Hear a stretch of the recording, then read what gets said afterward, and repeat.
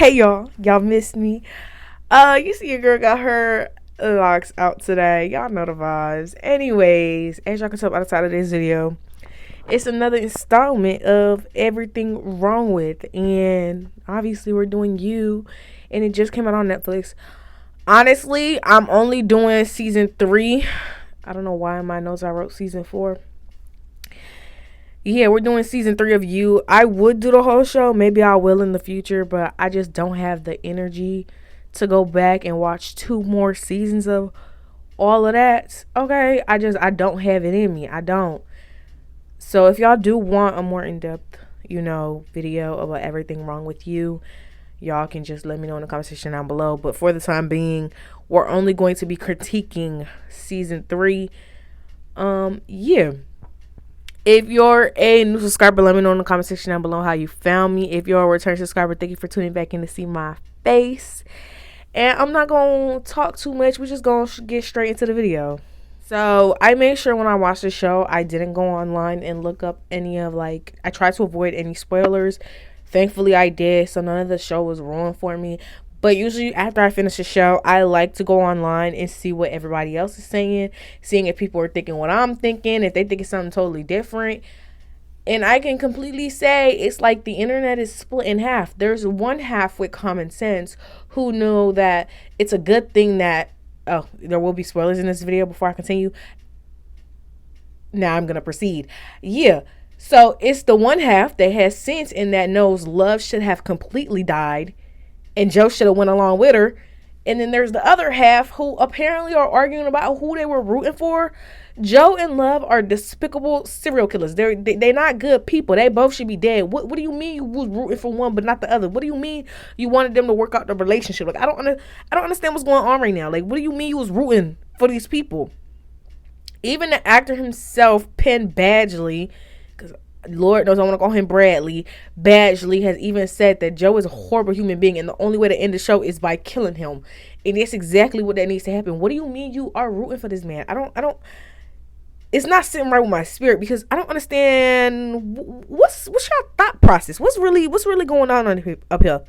What's going on up here for you to actively be like, yeah, this one's bad, but this one's worse because of how they chose to go about it. At the end of the day, people still dying. And then I just seen people talking about at least Joe did better. He only caught one body. He probably would have caught more if he had genuine feelings for Love, but he didn't. He currently had feelings for Marianne, and Marianne only had gripe with one person. I guarantee you if she had issues with more than one person, more people would have been dead.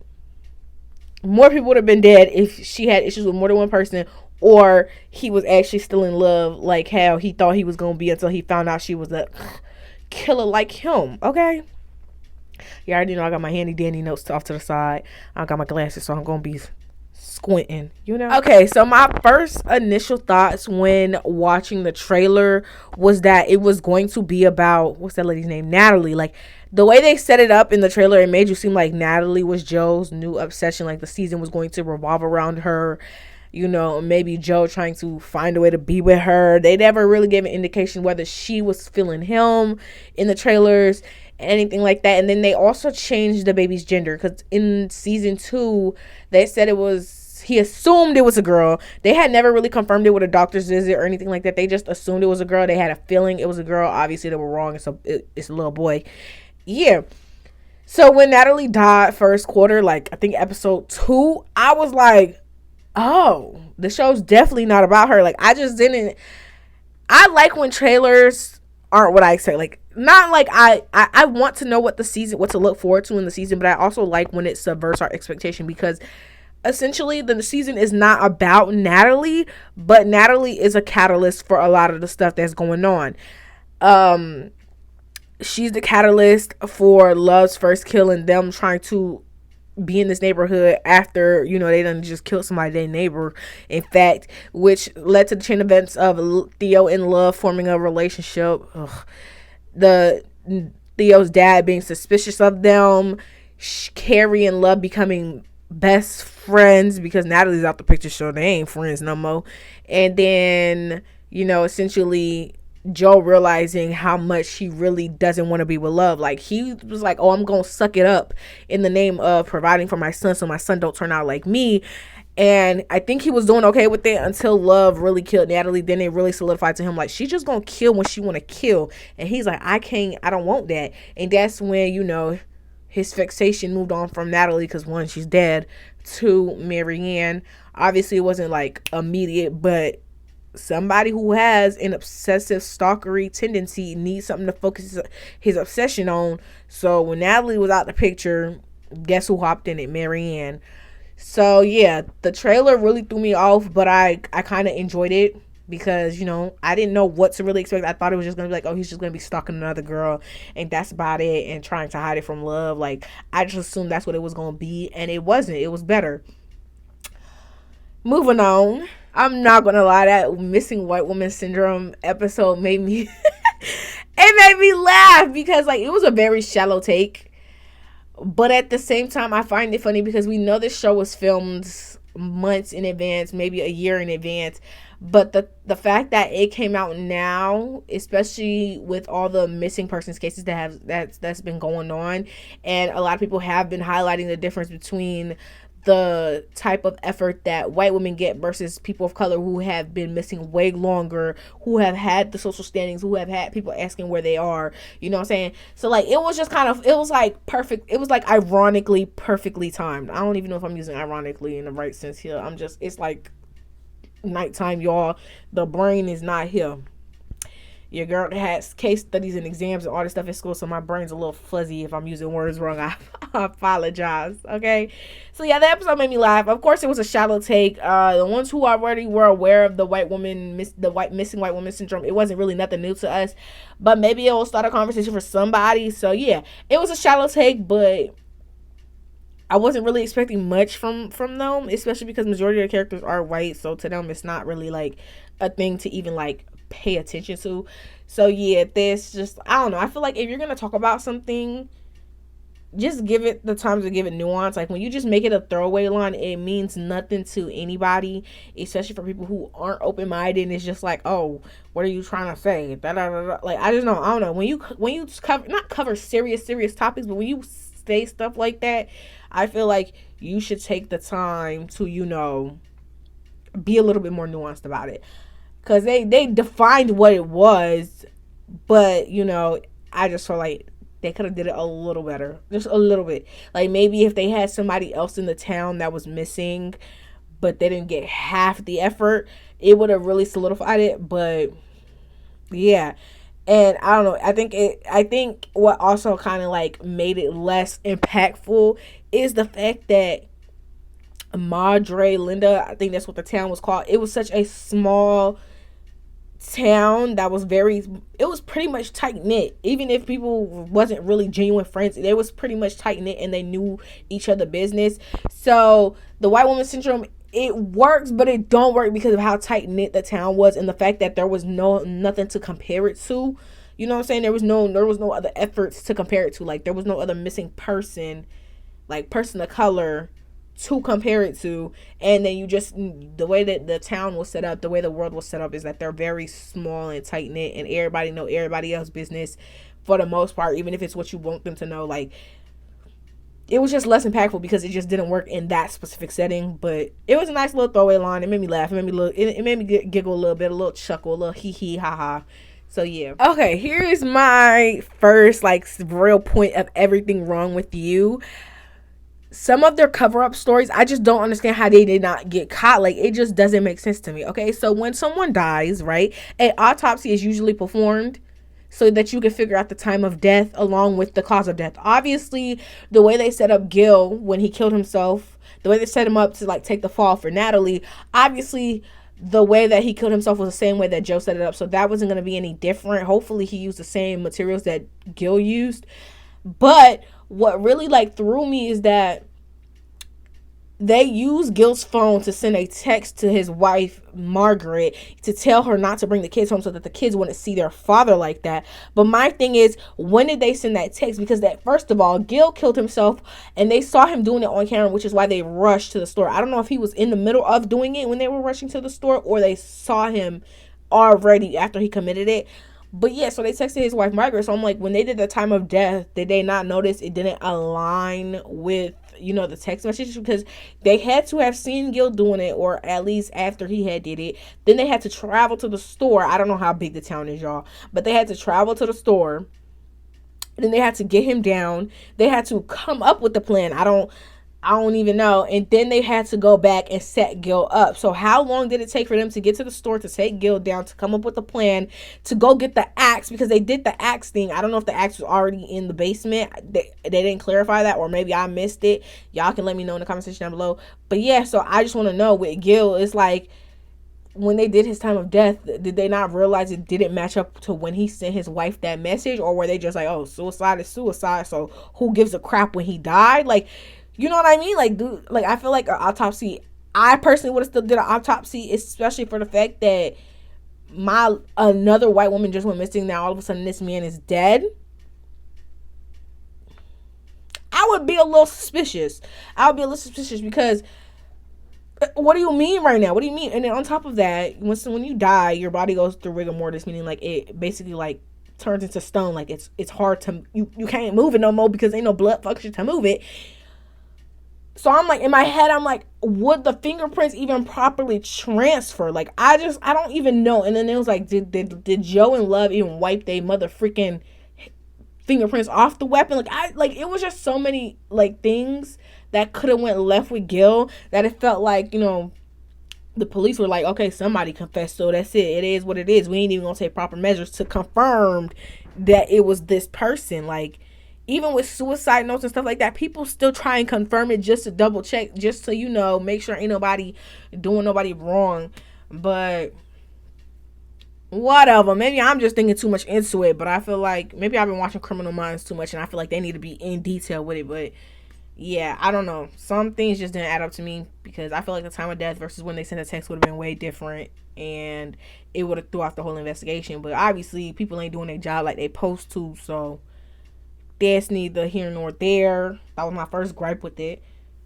Aside from the audience, which we already talked about. And then I feel like, I don't know if I would say something that's wrong with I'm going to say it's wrong with the show, because Love being mad at Joe for looking at other women while actively pursuing Theo is hilarious to me. Because I believe Love and Theo kissed before Joe and Marianne did. Not saying either person is in the right. I'm just saying, you're both cheaters. You're both looking at other people. Might as well have an open marriage. But Love is the type to be like, no, I want you to only want me while I still want other people. Like, that's not a genuine open relationship. Like, that's not how it works. Like, it's either you're monogamous, both of y'all, or both of y'all are polyamorous. It can't be he has to be monogamous and you get to be polyamorous and do as you please. And then on top of that, obviously in real life, the actors are a year apart, Love and Theo. Theo's actually older than Love in real life, but in the show he's supposed to be like a college kid, and I'm assuming Love has been done with college. I'm assuming homegirl in at least her 30s, because everybody around her age group having kids and all this other stuff.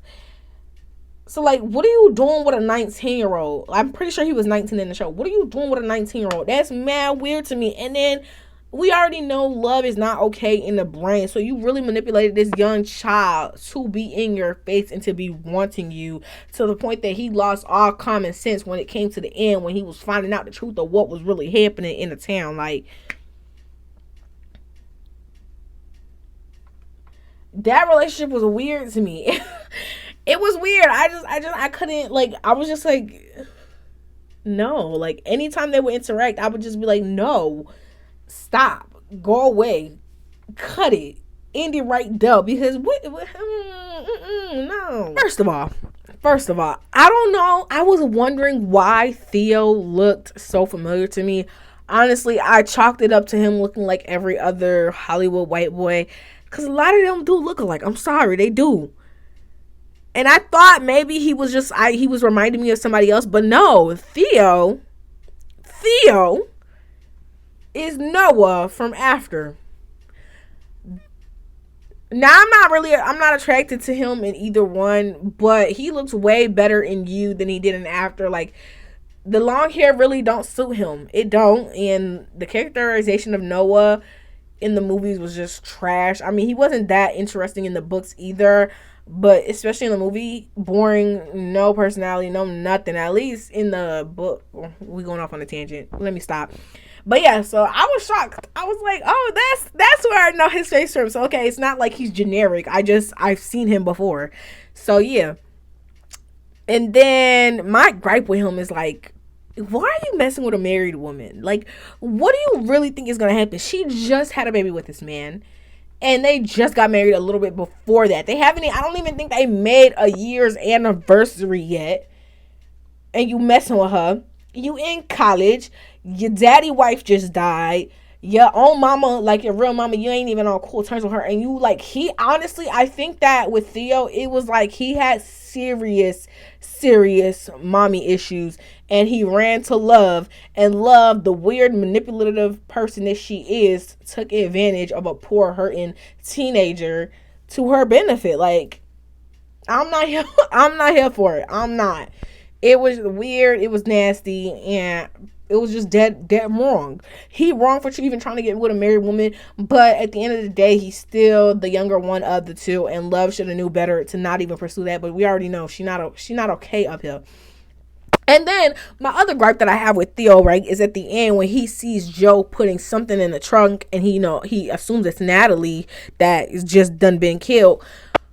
Why would you sit up there and go to that bakery by yourself to try and save Love, try to be Captain Saver?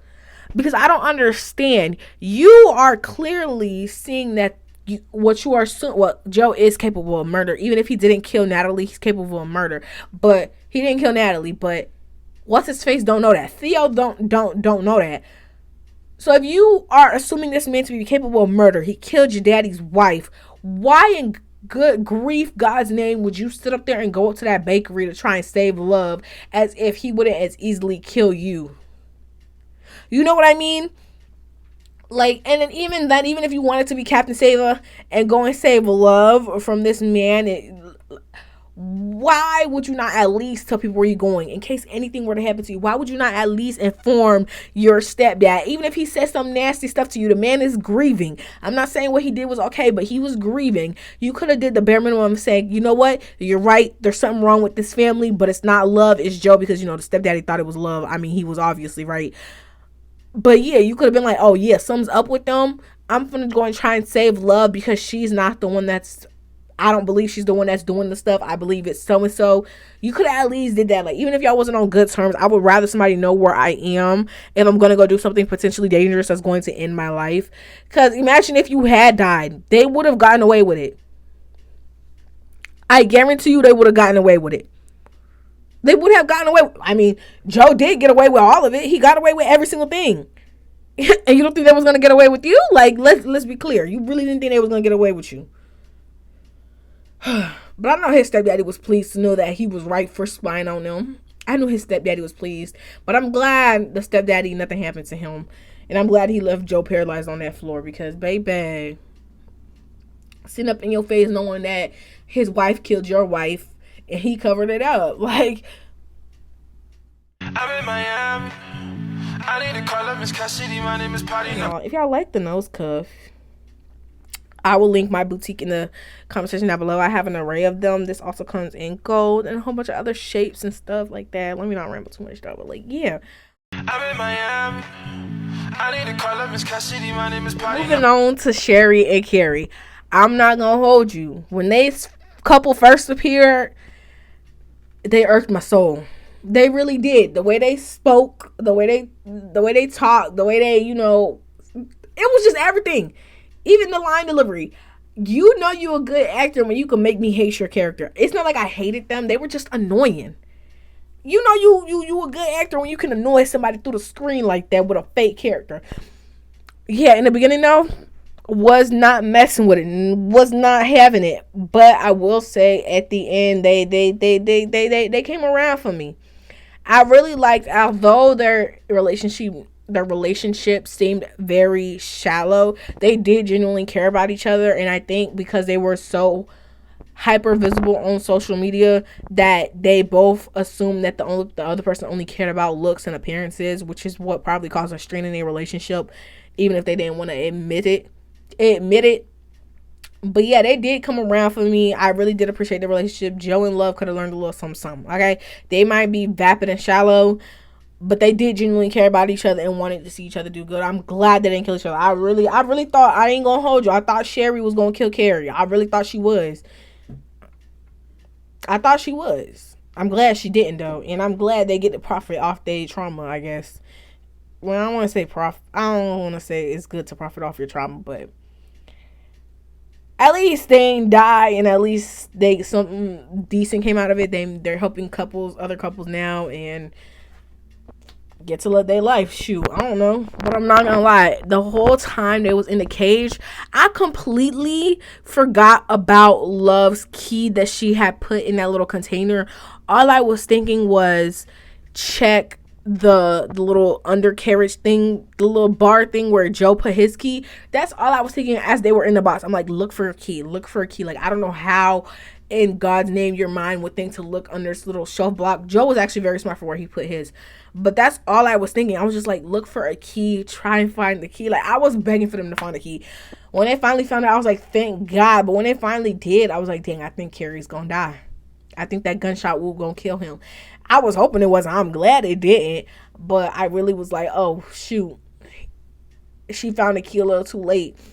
But yeah, I'm glad. I don't know why she didn't see it. Maybe, I don't know. Maybe she got frustrated and threw it and didn't see it in the container at first. But yeah.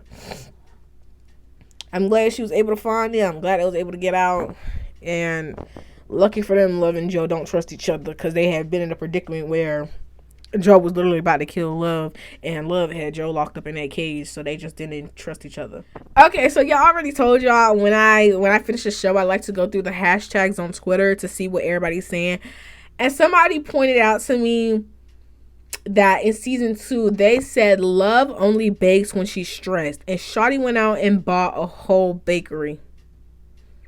We should have knew she was gonna go left. We should have knew she was gonna go ape sugar honey iced tea. We should have known, because what do you mean you only bake when you're stressed and you just bought a whole bakery? How stressed are you? Stressed enough to impulsively kill multiple people in this town that you live in, that you trying to assimilate to, like making it harder for yourself, making your husband resent you more. Lord, I can't. Okay, now we're gonna talk about Joe.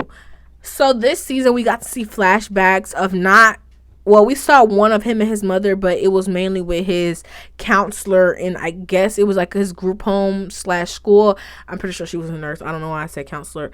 But yeah, him finally, like, I know he knew he had issues with, like, his mom, but for him to finally attribute everything that he's doing with this whole I can kill to protect, finally clicking it with his mommy issues, I was like, it took you 3 seasons to do that? 3 seasons it took you to realize you had issues because of your mother. I'm not saying how his mother made him kill, but I will say that situation of being in an abusive home was the catalyst.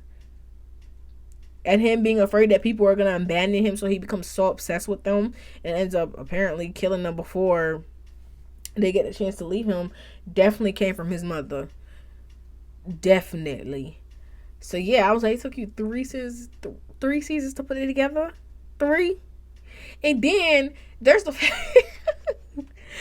there is the fact that this man despises Love for killing people, but thinks that he's better than her simply because I don't kill people for me. I kill them for the women that I love. As if that makes it any better. You're still killing people. So in his thought process, and I'm seeing it a lot with a lot of people on Twitter who's trying to empathize with this man. You're not supposed to empathize with him. is that they're like, oh, but Joe is killing to try and help better the lives of the women he's in love with. And Love is just killing people that like inconvenience her.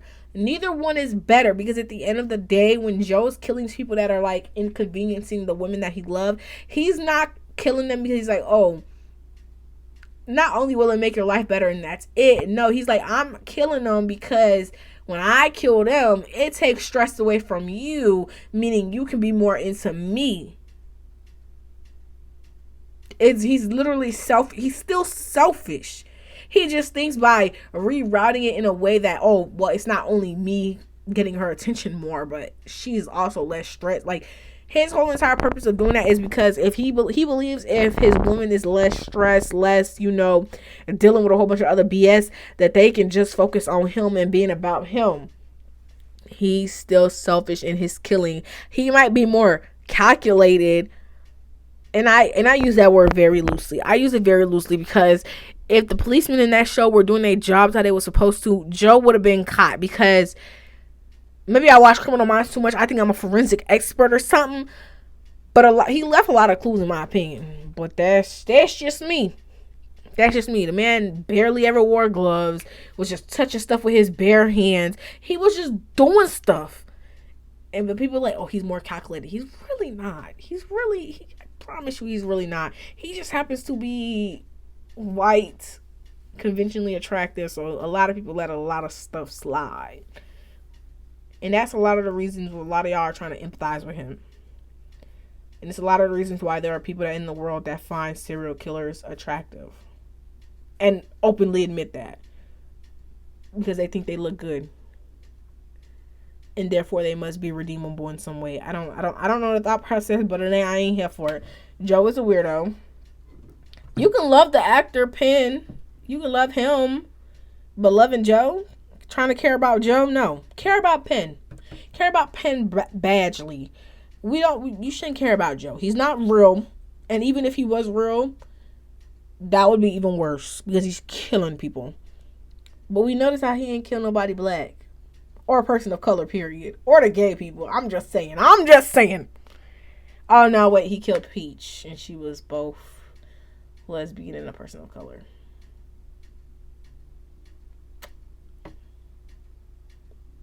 He still ain't killed no black people, though.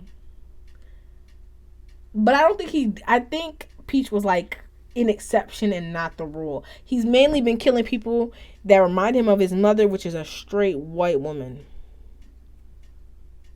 And then obviously the white men, because that's who abused his mama. So let me stop. Let me stop. I'm not playing with y'all. Let me stop. I just seen that meme on Twitter where they was like, oh, you saw how Black Karen and Mary Ann survived, and that made me laugh. Because we usually don't survive in these type of movies and shows and stuff. So it's funny. It's not funny, but you know what I mean. Like, it's funny. It's like ironically going against the stereotype or whatever the case may be. I don't even know if I'm using the word properly. My brain is fried, y'all. Now with Love, oh my goodness. Love. She really had us fooled in season 2. There were some people that saying they knew something was wrong with her when she was trying to say, I woof you.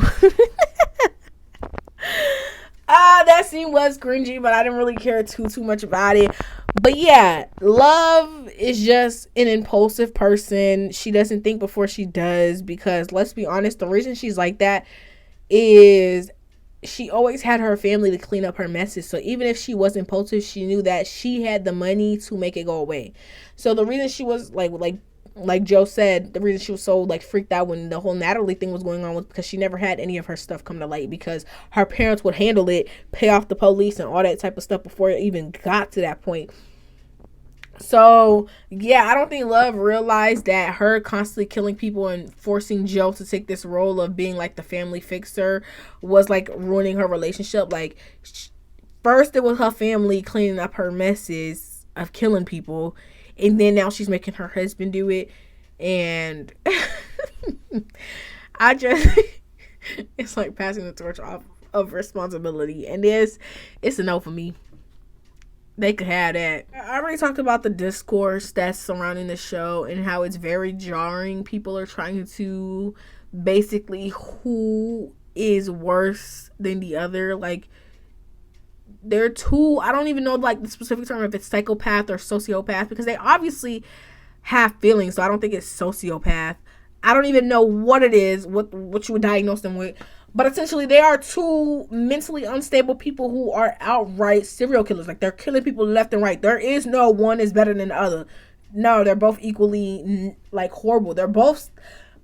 How do I explain it? Okay, they're two sides of the same evil coin. One side thinks he's a mastermind and he's calculated and he knows what he's doing when he a lot of times doesn't. And the other side is the impulsive, chaotic, like, I'm just going to do as I please and worry about the consequences later. That's their only difference. One thinks before they do, but they still do it. And the other doesn't think at all and just does. But they still both kill. And Joe can still be impulsive. Even when he tries to think about who he's going to kill and how he wants to do it, he ends up never even doing it that way or never executing it that way because the man doesn't think about variables at all. So, like, whatever. Okay, finding out that Love killed her husband, it really wasn't that surprising to me, like, at all. I kind of figured that's what happened after it was revealed that she was the one that killed 40's nanny and she killed the lady that owned the apartment that Joe was staying at. Like, none of that was, like, surprising to me. I did think we were going to get a chance to see Ellie in the season, not with them, but, like, maybe from wherever she was, but obviously not. But the girl, I forgot the actress who plays her, but she's a phenomenal actress, and it would have been nice to see her again. Maybe she makes it, because it already got picked up for season 4. Maybe she makes an appearance in Paris to try and help Marianne, warn her and her daughter. I don't know. But it would be real nice to see her again. She was funny to me in season 2 with her sarcastic tones and stuff like that. So, yeah. But with Love killing her husband, her first husband, and her mother pretty much being, like, aware of it, but not doing anything about it in the name of, I didn't do anything. I just whatever. Like, what? Like, as a mother, you know your daughter's not right in the head because you done already had to clean up behind her because of that thing that 40 was having with the nanny, the au pair, whatever it was. To this, like, and you just letting it slide for what? Like, I would be terrified of my kid knowing that you're capable of that and knowing that you ain't been the best mother. How are you not terrified that she was gonna come for you next? Because she wasn't that great of a mom. Let's be clear. She was never that great of a mom. So I would have thought I was next on the list if I was her.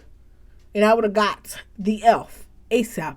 And then the mother, first of all, it really got on my nerves when we went to go see baby Henry a couple years later, maybe a couple months later, because Henry's walking, so I want to say he's at least 1 in some ages. So I want to say it's been like at least 6 months.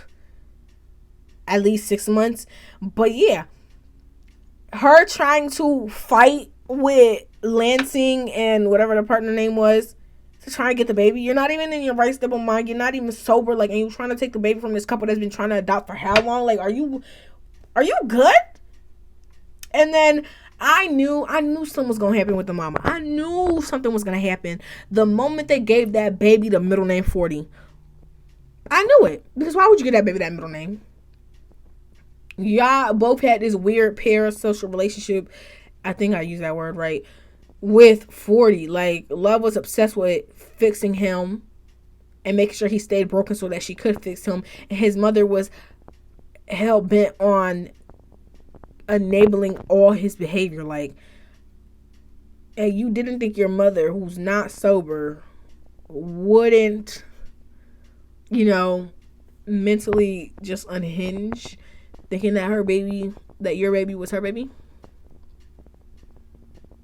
Okay, now back to some everything wrong with in terms of, like, audience members. I'm seeing a lot of people are bashing Marianne for kissing Joe and being with Joe, but are fiending for Theo.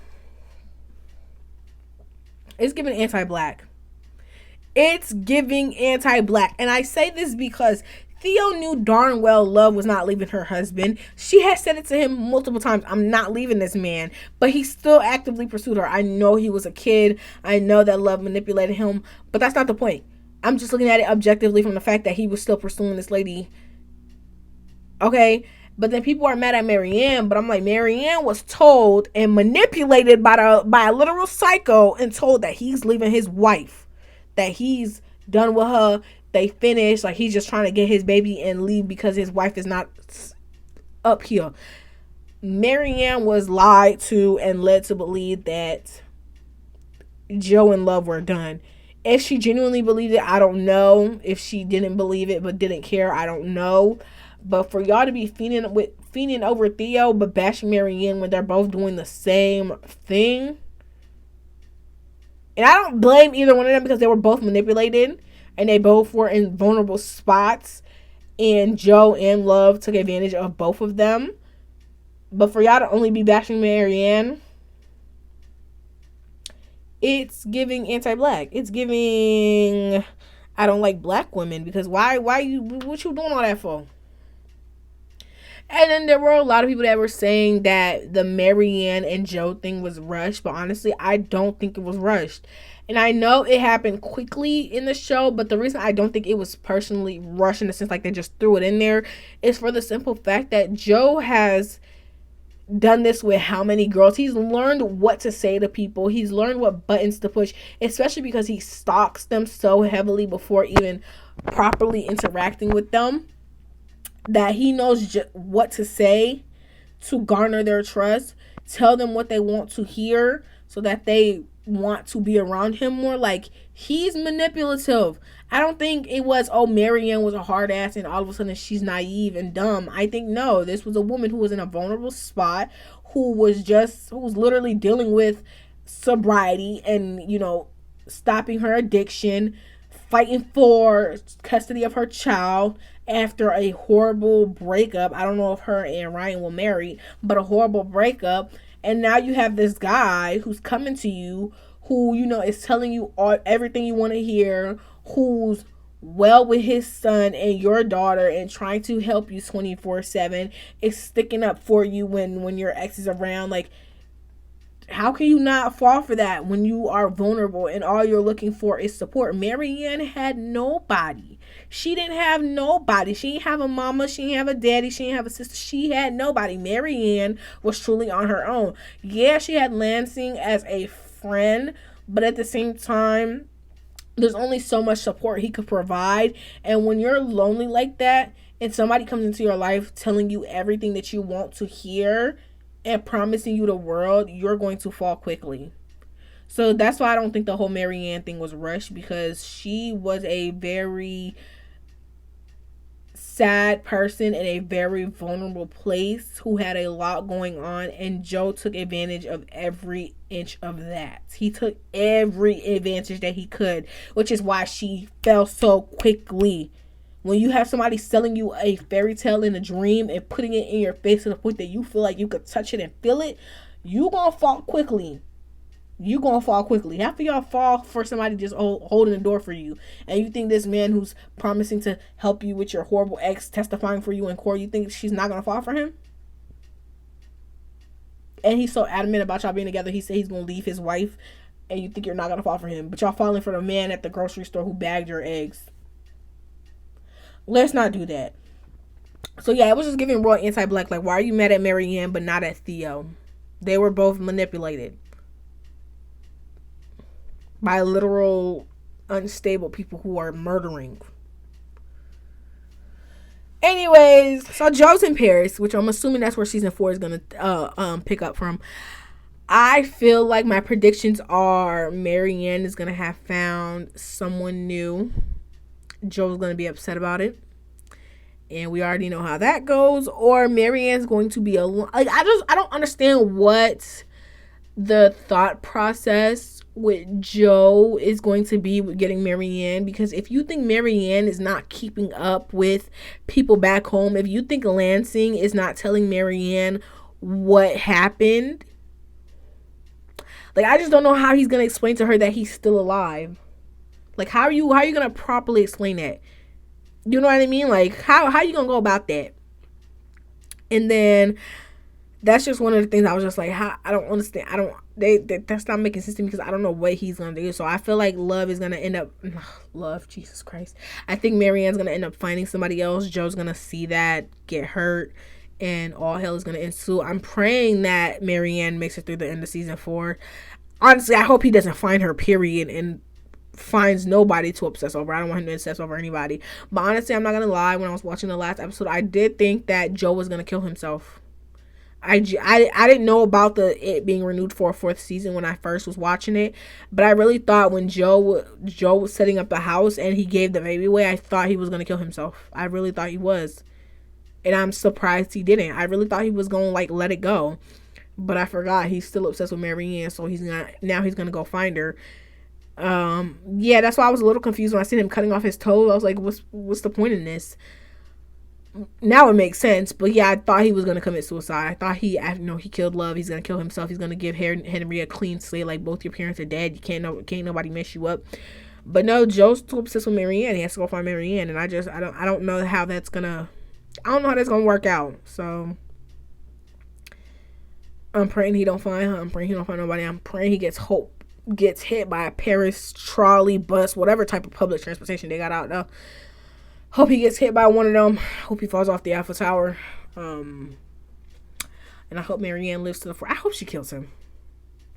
I don't want her to have that type of trauma, but I hope she does if he finds her. Yeah. Anyways, y'all, that was everything wrong with season 3 You on Netflix. If you haven't watched it, you should. I mean, I just told you a whole bunch of spoilers, but it's still a good watch if you want to. If you don't, I completely understand. There is blood and gore in it, not throughout the entire time, but a little bit. Yeah. What are some predictions y'all have for season 4? What are some things you thought were gonna happen in season 3 that didn't happen? If there's something that I missed that you wanted me to talk about, let me know in the comments section. Let me know in the comment section down below, because I do reply to y'all. And I will make sure I see y'all in the next one. Please make sure you're being respectful in the comment section down below. And yeah, I'll see y'all when I see y'all. Bye. Hey, there she go. That's the one I got to know. Gotta know. Such a cutie, right? Jiggy. Her crew is tight. Now they don't